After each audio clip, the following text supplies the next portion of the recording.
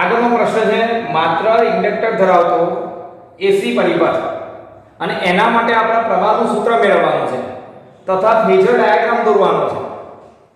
તો આ 3 માર્કનો પ્રશ્ન છે। એ પહેલા પ્રશ્ન શરૂ કરીએ પહેલા એક અગત્યની બાબત સમજી લઈએ આપણે। માઈનસ cos ઓમેગા t હોય તેને કેવી રીતે લખાય? તો minus sin π/2 minus omega t। આ ભાગનું મૂલ્ય શું થાય? sin 90 માઈનસ થીટા એટલે cos થીટા। અને પહેલું ચરણ 90 માંથી થીટા બાદ એટલે પહેલું ચરણ આવે। પહેલા ચરણમાં sin ધન એટલે આની જગ્યાએ લખાય પ્લસ cos ઓમેગા t અને આગળનો માઈનસ એમનો એમ। તો જો માઈનસ cos ઓમેગા t એને આવું લખાય। હવે જો માઈનસ અંદર લઈ લઈએ આપણે તો sin ઓમેગા t માઈનસ π/2 એટલે તમારે પરમેનન્ટ યાદ રાખવાનું। જો અહીંયા માઈનસ હોય cos ની આગળ અને sin માં તમે ફેરવો તો માઈનસ π/2 લખવાનું ઓમેગા t માઈનસ π/2। cos નું તમે sin માં કન્વર્ટ કરો માઈનસ cos ઓમેગા t નું તો આ થાય sin ઓમેગા t માઈનસ π/2। બરોબર। ચલો હવે શરૂઆત કરીએ આપણે। તો મેં તમને આગળ એક પ્રશ્ન બતાવ્યો માત્ર અવરોધ ધરાવતો એસી પરિપથ। એમાં આપણે પહેલું કામ શું કરતા હતા? પરિપથ દોરતા હતા। પરિપથ દોર્યા પછી એસી સ્ત્રોતનો વોલ્ટેજ લખતા હતા। એસી સ્ત્રોતમાંથી તમે કેટલો વોલ્ટેજ આવે તો એસી સ્ત્રોતનો વોલ્ટેજ તો અચળ જ હોય। તમે દરેક વખતે એસી સ્ત્રોતનો વોલ્ટેજ લખો તો Vm sin ઓમેગા t આ રીતે જ લખાય કાં તો cos લખાય પણ મોટા ભાગે આપણે આ ચેપ્ટરમાં sin જ લખી છે। પછી ત્રીજું સ્ટેપ હવે અવરોધમાંથી કેટલો પ્રવાહ પસાર થાય એ શોધ્યું। તો અહીંયા ઇન્ડક્ટર છે તો ઇન્ડક્ટરમાંથી કેટલો પ્રવાહ પસાર થાય એ કિર્ચોફના નિયમનો ઉપયોગ કરીને શોધીશું આપણે। એટલે પહેલા પરિપથ દોરવાનો પછી એસી સ્ત્રોતનો વોલ્ટેજ લખવાનો પછી પ્રવાહનું સૂત્ર મેળવવાનું। ત્યારબાદ આ બંનેને આધારિત અહીંયા ફેઝર ડાયાગ્રામ દોરવાનો। ફેઝર ડાયાગ્રામ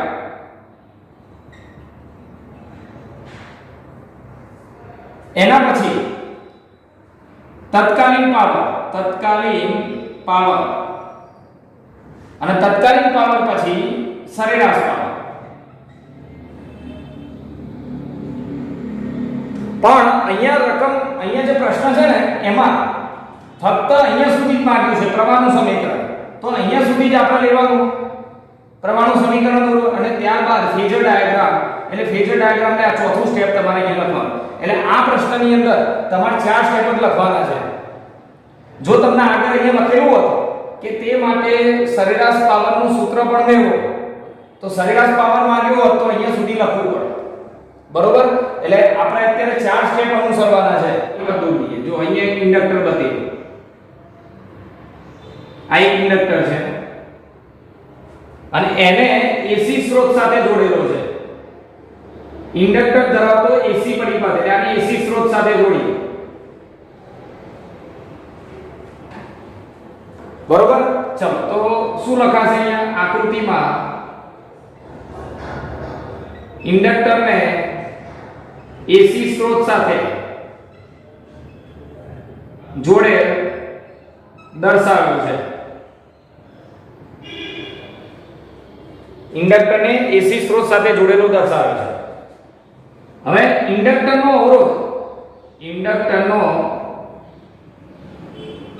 અવરોધ અવગણ્ય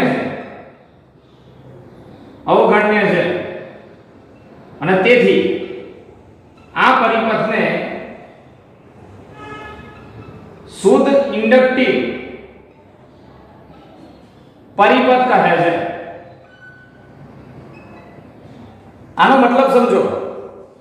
આ જે ગૂંચળું હશે ઇન્ડક્ટર એટલે પાસે વીંટાળેલા વાહકતાનું હેલિકલ ગૂંચળું સોલેનોઇડ જેવો આકાર છે। એટલે ટૂંકમાં આમાં તાર જ વપરાય। તારને કંઈક અવરોધ તો હોય પણ આપણે એવી રીતે તાર વાપરીએ છીએ કે આ ઇન્ડક્ટરનો જે અવરોધ છે લગભગ નહિવત છે, લગભગ 0 છે। એટલે આપણે એને અવગણી શકીએ। તો ઇન્ડક્ટરનો અવરોધ અવગણ્ય છે તેથી આ જે પરિપથ બન્યો એ ફક્ત ઇન્ડક્ટરનો જ પરિપથ છે, શુદ્ધ ઇન્ડક્ટિવ પરિપથ। બરોબર। હવે ચલો હવે બીજું સ્ટેપ આવે। આકૃતિ પરિપથ દોરી દીધો। હવે બીજું સ્ટેપ શું આવે? એસી સ્ત્રોતનો વોલ્ટેજ। એસી સ્ત્રોતનો વોલ્ટેજ. તો આ એસી સ્ત્રોત છે માટે એનો વોલ્ટેજ શું લખાય? Vm sin omega t. સમીકરણ નંબર 1. હવે કિર્ચોફનો નિયમ લાગુ પાડો. અહીંયા એસી સ્ત્રોતનો વોલ્ટેજ આવી ગયો. તમે વોલ્ટેજ આના આપો એટલે આમાંથી પ્રવાહ પસાર થાય, એસી પ્રવાહ. બરોબર. ચલો તો કિર્ચોફના નિયમ પરથી પ્રવાહ શોધવાનો છે. કિર્ચોફના નિયમ પરથી અહીંયાથી તમે જે વોલ્ટેજ આપ્યો એ સીધો આને મળશે. તો અહીંયાથી તમે જે વોલ્ટેજ આપ્યો એ V છે જો, અને સાઈન વિધિ અનુસાર બદલાય છે. આ એસી વોલ્ટેજ છે એ તમે અહીંયા આપો છો એટલે અહીંયા વોલ્ટેજ V માઈનસ આનો બરાબર એ વોલ્ટેજ સીધો અહીંયા મળશે. તો ઇન્ડક્ટરનો વોલ્ટેજ આપણે શું લખીએ છીએ? ઇન્ડક્ટરમાં પ્રેરિત EMF L di/dt. ઇન્ડક્ટરના બે છેડા અહીંયાથી જે વોલ્ટેજ આપ્યો V જેટલો, સમજો આ V જેટલો વોલ્ટેજ તમે અહીંયાથી આપ્યો એ સીધો ઇન્ડક્ટરના બે છેડા વચ્ચે મળે. એટલે એસી સ્ત્રોતમાંથી મળતો વોલ્ટેજ એ સીધો ઇન્ડક્ટરને મળ્યો. તો એસી સ્ત્રોતનો વોલ્ટેજ એ ઇન્ડક્ટરનો વોલ્ટેજ થયો. તો ઇન્ડક્ટરનો વોલ્ટેજ શું લખાય? L di/dt. અને જે ઋણ નિશાની છે અહીંયા અવગણીને જો ખરેખર તો કિર્ચોફનો નિયમ લાગુ પડવો હોય તો આ રીતે પાડી શકાય. જો ધ્યાનથી અહીંયાથી હું શરૂ કરું. જો કિર્ચોફના નિયમ પરથી આનો વોલ્ટેજ V તમે આમ આયા પ્રવાહની દિશામાં, તો ઇન્ડક્ટર માટે પ્રવાહની દિશામાં વોલ્ટેજ લખાય L di/dt minus L di/dt. Inductor માટે ઇન્ડક્ટરમાં પ્રેરિત EMF એટલે કે એના બે છેડા વચ્ચેનો વોલ્ટેજ શું લખતા હતા આપણે? Minus L di/dt. જ્યાં માઈનસ ડેલ્ટા આ બે EMF બતાવે છે માઈનસ મતલબ. બરોબર. એટલે જો અહીંયાથી વોલ્ટેજ આનો V, આનો વોલ્ટેજ માઈનસ L di/dt અને બરાબર એ બિંદુ પાસે પાછા આવી ગયા એ છેડા પાસે એટલે બરાબર G. આના બાદ લઈ લો એટલે આ સૂત્ર બની જાય. તો આવું બધું કરવાની જરૂર નથી. તમે સીધું યાદ રાખો. તમે અહીંયાથી જે વોલ્ટેજ આપ્યો એસી વોલ્ટેજ એ સીધો ઇન્ડક્ટરને મળ્યો. અને ઇન્ડક્ટરનો વોલ્ટેજ મતલબ એમાં આત્મ પ્રેરિત EMF L di/dt. અને અહીંયા ઋણ નિશાની અવગણેલ છે. ઋણ નિશાની લેન્સની હાજરી સૂચવે છે. બસ. તો કિર્ચોફનો નિયમ લાગુ પાડી દીધો. યાદ કરો અવરોધમાં શું લખ્યું હતું આપણે? V IR આવું લખ્યું હતું અવરોધ માટે. જ્યારે આમાં શું લખ્યું? V L di/dt. આમ. હવે ચલો V ની જગ્યાએ શું લખાશે? V Vm sin omega t L di/dt. પ્રવાહનું સમીકરણ લાવવાનું છે. તમને ખબર જ છે કિર્ચોફનો નિયમ લાગુ પાડે પછી પ્રવાહનું સમીકરણ. તો B ની કિંમત આપણે અહીંયા મૂકી દીધી. હવે L છેદમાં લઈ લો. di બરાબર Vm L L છેદમાં sin ઓમેગા t અને આ dt છે ને ગુણાકારમાં di ને કરતા બનાવો. di બરાબર L છેદમાં લખો dt ગુણાકારમાં. તો આ જે પ્રવાહ આવ્યો એ નાના સમય માટેનો પ્રવાહ આવ્યો. આપણે કુલ પ્રવાહ શોધવો હોય એક ચક્ર દરમિયાન અથવા આખા પરિપથમાં કુલ પ્રવાહ. તો કુલ પ્રવાહ શોધવા માટે આનું સંકલન. આ નાના પ્રવાહ છે એનો કુલ પ્રવાહ કરવો હોય તો બંને બાજુ સંકલન લઈ લો. સંકલન di. તો આ બાજુ Vm L સંકલન sin ઓમેગા t dt. બરોબર. ચલો તો di નું સંકલન એટલે શું થઈ જાય? I. આ તમારો એસી પ્રવાહ જો ઇન્ડક્ટરમાંથી વહેતો પ્રવાહ. અહીંયા Vm L ધ્યાનથી જોજો. હવે sin નું સંકલન શું થાય? Minus cos. sin omega t નું સંકલન માઈનસ cos ઓમેગા t અને ઓમેગા t નું તો ઓમેગા ક્યાં લખાય? છેદમાં. સંકલન ની અંદર જો અહીંયા બતાવી દો sin ઓમેગા t નું સંકલન t ની સાપેક્ષે sin ઓમેગા t નું સંકલન તો શું થાય? Minus cos omega t. એટલે sin ની જગ્યાએ માઈનસ cos ઓમેગા t લખી દેવાનું અને પાછું ઓમેગા t નું ઓમેગા તો સંકલનમાં ઓમેગા ભાગાકારમાં જાય. બરોબર. એટલે minus cos omega t omega લખાય. એટલે જો Vm L sin નું minus cos omega t, omega t નું ઓમેગા છેદમાં, અને સંકલનની અંદર અહીંયા અચળાંક આવે આ તો c લખાય.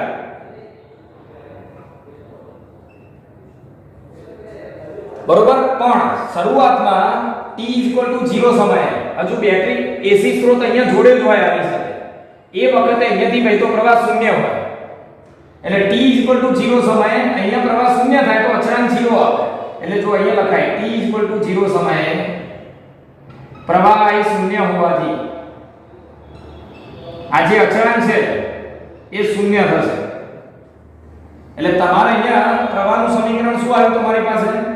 પ્રવાહનું સમીકરણ I બરાબર -Vm upon omega m cos omega t. બરોબર, ચલો હવે આગળ જોજો. હવે cos ઓમેગા t ને કેવી રીતે લખાય? Minus cos omega t. જ્યાં cos ઓમેગા t એટલે શું? cos omega t. તો મેં હમણાં જ આગળ તમને વાત કરી દીધી, cos ઓમેગા t sin માં ફેરવીએ તો ઓમેગા t -π/2, માઈનસ હોય તો π/2 માઈનસ લખવાનું, sin માં ફેરવીએ sin ઓમેગા t -π/2 એટલે cos ઓમેગા t થાય. બરોબર, ચલો તો આની જગ્યા લખી દો I બરાબર તો Vm અપન ઓમેગા m અને cos ઓમેગા t એની જગ્યાએ થઈ જાય sin ઓમેગા t -π/2. હજુ આગળ જ્યાં Vm અપન ઓમેગા m, આ જે ઓમેગા m છે ને એ અવરોધ છે. તમે યાદ કરો ઓહમના નિયમમાં Im બરાબર Vm અપન R. તો શુદ્ધ અવરોધ ધરાવતો પરિપથ હોય, અવરોધ જ હોય પરિપથમાં, તો પ્રવાહ પર અસર કોણ કરે? અવરોધ અસર કરે. વોલ્ટેજ ભાગ્યા અવરોધ એટલે પ્રવાહ. તો આ પણ એક પ્રકારનો અવરોધ જ છે. જો આ ઓમેગા L છે ને, કોનો અવરોધ છે? તો ઇન્ડક્ટરનો. જે શું કરે છે? આ એસી પરિપથમાંથી જે પ્રવાહ આવે એનો વિરોધ કરે છે, અવરોધ છે, એના પર અસર કરે છે. એટલે આને કહેવાય ઇન્ડક્ટરનો અવરોધ, ઇન્ડક્ટરનો અસરકારક અવરોધ, ઇન્ડક્ટરનો અસરકારક અવરોધ. અને એનું નામ છે, એનું બીજું નામ ઇન્ડક્ટિવ રિએક્ટન્સ.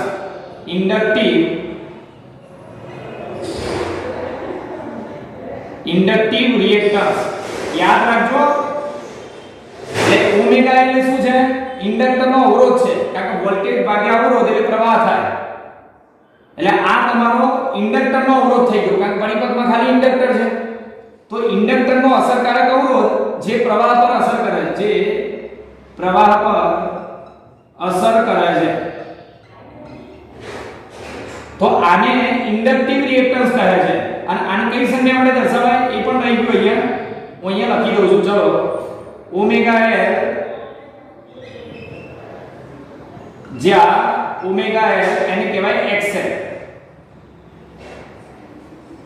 યાદ રાખો ફરીથી, આ ઇન્ડક્ટરનો અવરોધ થઈ ગયો જેને લખાય XL, એટલે કે ઇન્ડક્ટરનો અસરકારક અવરોધ એટલે ઇન્ડક્ટિવ રિએક્ટન્સ. તો ચલો હવે જોજો.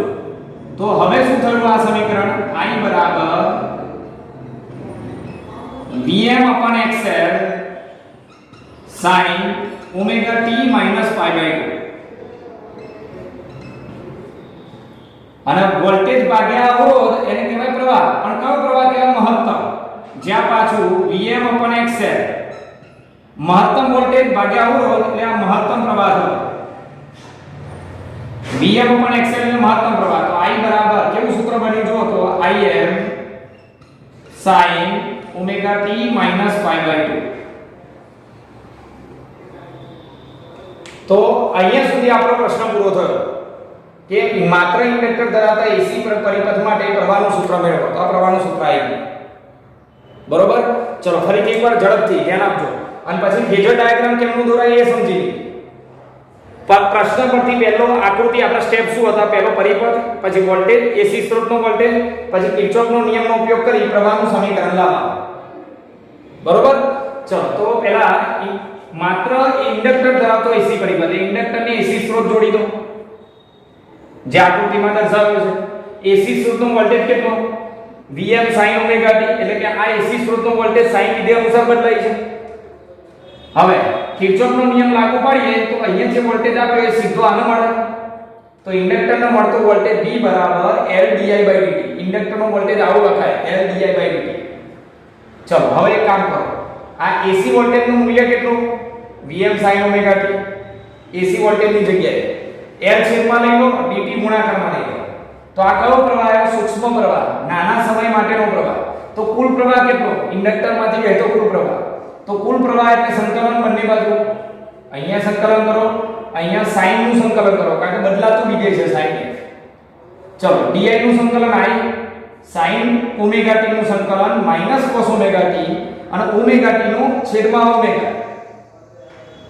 આ ભૂલવાનું નહીં હો અને પછી અહીંયા એક અચળાંક આવે અચળાંક 0 થાય ના લખો તો એ ચાલે મેથ્સ વાળાને ખબર હશે બાયોલોજીના ના ખબર હોય તો આ અચળાંકની જગ્યાએ 0 લખી દેવા કારણ કે 0 સમયે જ્યારે 0 લખો ત્યારે પ્રવાહ 0 હોય શરૂઆતના સમયે પ્રવાહ 0 હશે એટલે 0 સમયે પ્રવાહ 0 તો આ 0 થઈ જાય આ 0 થઈ જાય તો અચળાંક 0 આવે બસ તો આટલું સમીકરણ તમારી પાસે આવ્યું i Vm sin Vm omega t cos omega t હવે માઈનસ cos ઓમેગા t ની જગ્યાએ શું લખાય sin omega t minus π/2 fix રાખજો માઈનસ એટલે માઈનસ π/2 cos નું sin માં ફેરવો ત્યારે ચલો એ લખી નાખો એમાં આ વોલ્ટેજ છે તો નીચે આ અવરોધ છે કોનો અવરોધ ઇન્ડક્ટરનો તો ઓમેગા L એ ઇન્ડક્ટરનો અવરોધ છે એટલે કે ઇન્ડક્ટિવ રિએક્ટન્સ આને કહેવાય ઇન્ડક્ટિવ રિએક્ટન્સ ઇન્ડક્ટરનો અસરકારક અવરોધ તો આની જગ્યાએ XL લખી દો Vm XL એટલે sin ઓમેગા t માઈનસ π/2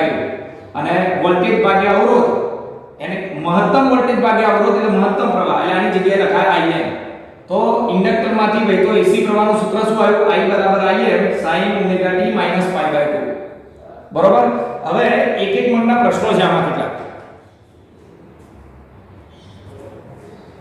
આ ધ્યાન રાખજો એક એક મિનિટના પ્રશ્નો અવરોધ છે inductive reactance inductive reactance XL એટલે કે ઓમેગા L ઇન્ડક્ટરનો અવરોધ આનો એકમ શું થાય તો અવરોધ જ છે એટલે આનો એકમ ઓહમ થાય બરોબર પારિમાણિક સૂત્ર તો અવરોધનું લખવાનું અને અવરોધનું પારિમાણિક સૂત્ર 1232 આ એક વધારાનો ભાગ હતો અને જો ઇન્ડક્ટિવ રિએક્ટન્સ નો આધાર એટલે XL નો આધાર ઇન્ડક્ટરના અવરોધનો આધાર કોના પર ઓમેગા અને L પર એટલે કે AC પ્રવાહની કોણીય આવૃત્તિ ઇન્ડક્ટિવ રિએક્ટન્સ મતલબ ઇન્ડક્ટરનો અવરોધ કેટલો હશે એનો આધાર કોના પર AC પ્રવાહની કોણીય આવૃત્તિ અને ઇન્ડક્ટરના મૂલ્ય પર આત્મપ્રેરક તત્વ એ બંને પર આધાર રાખે છે બરોબર આટલી બાબતો તમારે આ પ્રશ્નમાં યાદ રાખવાની હવે ચલો ફેઝર ડાયાગ્રામ હવે જો માત્ર ઇન્ડક્ટર ધરાવતા પરિપથ માટે ફેઝર ડાયાગ્રામ કેવી રીતે દોરાય તો આગળ આપણે પ્રવાહ અને વોલ્ટેજના સૂત્ર જોઈ લીધા માત્ર ઇન્ડક્ટર ધરાવતા પરિપથ માટે માત્ર ઇન્ડક્ટર ધરાવતા પરિપથ માટે તો વોલ્ટેજનું સૂત્ર શું હતું AC voltage V Vm sin omega t એટલે કે AC વોલ્ટેજ આ sin વિધેય અનુસાર બદલાય છે તથા AC પ્રવાહનું સૂત્ર શું હતું I Im sin omega t minus π/2 એટલે AC પ્રવાહ એ આ વિધેય sin વિધેય અનુસાર જ બદલાય છે પણ વોલ્ટેજની જે કળા છે એના કરતા પ્રવાહની કળા π/2 જેટલી ઓછી છે જો આ કળામાંથી π/2 બાદ થાય છે એટલે એવું કહેવાય આ પરથી કહી શકાય કે શુદ્ધ ઇન્ડક્ટિવ પરિપથમાં શુદ્ધ ઇન્ડક્ટિવ મતલબ ખાલી ઇન્ડક્ટર જ હોય માત્ર ઇન્ડક્ટર ધરાવતા પરિપથમાં એસી પ્રવાહ એ એસી વોલ્ટેજ કરતા કળામાં π/2 જેટલો માઈનસ મતલબ π/2 જેટલો પાછળ હોય છે, બરોબર. એટલે હવે આનો ફેઝર ડાયાગ્રામ કેવી રીતે દોરાય તો જો આકૃતિમાં માત્ર ઇન્ડક્ટર ધરાવતા પરિપથનો ફેઝર ડાયાગ્રામ દર્શાવ્યો છે. ચલો ફેઝર ડાયાગ્રામ અહીંયા દર્શાવી દઈએ આપણે. જો આ કાર્ટેશિયન પદ્ધતિ એનું ઉગમ બિંદુ લઈ લઈએ. આ ઉગમ બિંદુ ફેઝર કેમનો દોરવાનો એ ટોપિક આગળ આપણે જોઈ લીધો. ફેઝર એટલે શું? સદિશ. તો પહેલા હું વોલ્ટેજનો ફેઝર દોરું. ઇન્ડક્ટર ધરાવતા પરિપથ માટે વોલ્ટેજનો ફેઝર કેટલા ખૂણે દોરવાનો? આની કળા છે તો t1 સમયે આ કળા ઓમેગા t1 થાય. કોઈ ચોક્કસ સમયે જો પહેલા સમય બદલાતો જાય એમ આ કળા બદલાતી જાય. કળા બદલાતી જાય એટલે વોલ્ટેજ બદલાતો જાય. તો કોઈ ચોક્કસ t1 સમયે આની કળા ઓમેગા t1 થાય અને એ વખતે વોલ્ટેજનો ફેઝર શું દોરાય? ફેઝર એટલે સદિશ. વોલ્ટેજનો ફેઝર ના વોલ્ટેજનો ફેઝર દોરી દીધો. કેટલા ખૂણે દોરવાનો? Omega t1. t ખૂણે હોય, t સમયે હોય તો ઓમેગા t લખાય. તો જો t1 સમયે વોલ્ટેજનો એક ફેઝર સદિશ દોર્યો. કેટલા ખૂણે દોર્યો? આટલી કળા છે એટલા ખૂણે દોરતો. હવે પ્રવાહનો ફેઝર દોરવાનો. ધ્યાનથી જોજો. તો પ્રવાહનો ફેઝર એટલે આ જે કળા છે ને એના કરતા આ π/2 જેટલી કળા ઓછી છે. ઓછી એટલે નીચે દોરવાનો, વધારે હોય તો ઉપર દોરવાનો. ધારો કે ઓમેગા t + π/2 હોય તો ઓમેગા t માં π/2 ઉમેરાય એટલે અહીંયા દોરાયા. પ્રવાહનો ફેઝર π/2 જેટલો વધારે હોય તો ઓમેગા t માં π/2 ઉમેરાય, પણ અહીંયા બાદ થાય છે તો આમાંથી બાદ કરતો એટલે નીચે તરફ દોરવાનો. અહીંયા આ રીતે, બરોબર. આ પ્રવાહનો ફેઝર. તો આ જે ખૂણો થયો એ -π/2, બરોબર. ચલો હવે બરોબર યાદ રાખો. તો આનો હું આ ઘટક લઉં સમક્ષિતિજ ઘટક, તો આ સદિશ છે આ ફેઝર એ વોલ્ટેજના ફેઝર એ આની સાથે ઓમેગા t1 ખૂણો બનાવ્યો તો આ cos ઘટક થાય. આની સાથે ખૂણો બનાવ્યો તો વોલ્ટેજનો cos ઘટક. તો ઉધ્વ ઘટક લઈએ તો એ કયો ઘટક થાય? sin ઘટક. આ વોલ્ટેજનો sin ઘટક એટલે આપણને AC વોલ્ટેજનો જે તે સમયનું મૂલ્ય આપે. જો આ રીતે લખાય, આ જે છે ને વોલ્ટેજનો sin ઘટક એટલે AC વોલ્ટેજનું જે તે સમયનું મૂલ્ય આપે. એટલે આ વોલ્ટેજનું મૂલ્ય લાવવું હોય તો આ ફેઝરનો કયો ઘટક લેવાનો? ઉધ્વ ઘટક. ચલો એ રીતે પ્રવાહનો ઉધ્વ ઘટક.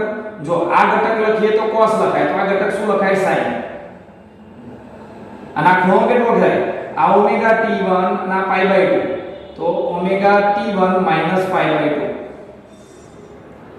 આ તો π/2 - ઓમેગા t1 માઈનસ આગળ કોમન કાઢીએ. નીચેનો ખૂણો છે ને માઈનસ કોમન કાઢ, આવું થાય. π/2 - ઓમેગા t1, બરોબર. આમાં શું થાય કે π/2 - ઓમેગા t1, પણ આપણે છે નીચે તરફ છે એટલે આગળ માઈનસ લખાય. તો આ -π/2 થઈ જાય અને આ પ્લસ ઓમેગા અને નીચે તરફ છે એટલે આ ખૂણો શું થયો? તો જો આ પ્લસ થઈ ગયો એટલે ઓમેગા t1 - π/2, બરોબર. ચલો તો આનો સમક્ષિતિજ ઘટક cos, આ ઉધ્વ ઘટક sin લખાય. જો Im sin ઓમેગા t - π/2. એટલે ઇન્ડક્ટર ધરાવતા પરિપથમાં AC પ્રવાહ તમારે લાવવો હોય તો આનો કયો ઘટક લેવાનો? ઉધ્વ ઘટક, બરોબર. ચલો હવે જેમ જેમ સમય બદલાતો જાય એમાં ખૂણો બદલાતો જાય, કળા બદલાય તો વોલ્ટેજ બદલાય અને આ કળા બદલાય તો પ્રવાહ પણ બદલાય. તો સમય સાથે વોલ્ટેજ અને પ્રવાહ કેવી રીતે બદલાશે?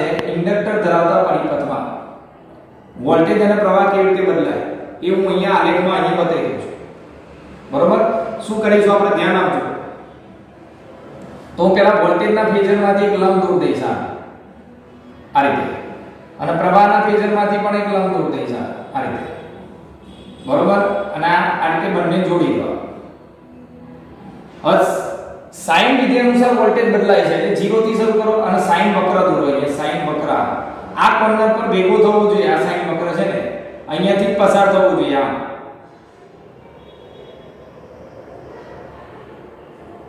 તા એસી વોલ્ટેજ થવા, એસી વોલ્ટેજ, બરોબર. ના ઉધ્વ ઘટક છે એ કેટલો થાય Vm sin ઓમેગા t. હવે પ્રવાહ કેવી રીતે દોરવાનો? તો પ્રવાહ નીચેથી શરૂ કરવાનો અહીંયાથી, અને જો અહીંયાથી ક્રોસ થતો લેવાનો. એનું કારણ શું એ હું હમણાં કહું છું તમને, ધ્યાન આપજો. આ પ્રવાહ આમ, બરોબર.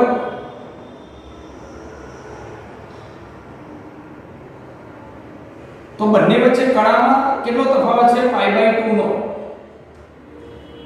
મતલબ શું સમજો કે જો વોલ્ટેજની કળા ઓમેગા t એ π/2 હોય, જો કળા π/2 હોય તો વોલ્ટેજ જે છે ને π/2 કળાએ આ 0, આ π/2, આ π, આ 3π/2 અને આ 2π. વોલ્ટેજની કળા જ્યારે π/2 હોય, 0, π/2, π, 3π/2, 2π, વોલ્ટેજની કળા આ રહી જો π/2, ત્યારે પ્રવાહની કળા કેટલી આવે છે? 0. કારણ કે પ્રવાહ એક વખત 0 છે એટલે પ્રવાહની કળા શોધવી તો આ રહી જો આ પ્રવાહની કળા કહેવાય ઓમેગા t π/2. તો ઓમેગા t કેટલો હતો? π/2 π/2 એટલે 0. તો વોલ્ટેજ જ્યારે મહત્તમ હોય ત્યારે પ્રવાહ 0 હોય. વોલ્ટેજ ઘટીને 0 થયો ત્યારે પ્રવાહ મહત્તમ. વોલ્ટેજ વધીને ઋણ બાજુ મહત્તમ થયો ત્યારે પ્રવાહ 0 થયો. એટલે એક મહત્તમ ત્યારે બીજો 0 થાય છે. π/2 જેટલો તફાવત આવે છે. અને બીજું જો વોલ્ટેજ પહેલા મહત્તમ થયો, પ્રવાહ પછી વધીને મહત્તમ થયો. પહેલા વોલ્ટેજ મહત્તમ થાય પછી પ્રવાહ, પહેલા વોલ્ટેજ 0 થાય પછી પ્રવાહ 0 થાય. વોલ્ટેજ ઋણ બાજુ પહેલા મહત્તમ થાય પછી પ્રવાહ ઋણ બાજુ મહત્તમ થાય. એટલે એવું કહેવાય કે પ્રવાહ પાછળ છે. કેટલો પાછળ છે? π/2 જેટલો. એટલે જે દર્શાવે છે કે માત્ર ઇન્ડક્ટર ધરાવતા પરિપથમાં એક પૂર્ણ ચક્ર એક ચક્રના ચોથા ભાગ દરમિયાન 1/4 ચક્ર દરમિયાન એક પૂર્ણ ચક્ર ના 1/4 ભાગમાં એટલે ચોથા ભાગમાં વોલ્ટેજ અને પ્રવાહ વચ્ચેનો કળા તફાવત ભાગમાં પ્રવાહ એસી પ્રવાહ IA એસી વોલ્ટેજ કરતા π/2 જેટલો પાછળ છે. તો આ રીતે માત્ર ઇન્ડક્ટર ધરાવતા પરિપથ માટે ફેઝર ડાયાગ્રામ દોરી શકાય, બરોબર. તો આ ખાસ એકવાર સમજી લેજો. તો અહીંયા આપણા લેક્ચર પૂરો કરીએ છીએ. બધાને જય સ્વામિનારાયણ, જય શ્રી કૃષ્ણ, જય હિન્દ.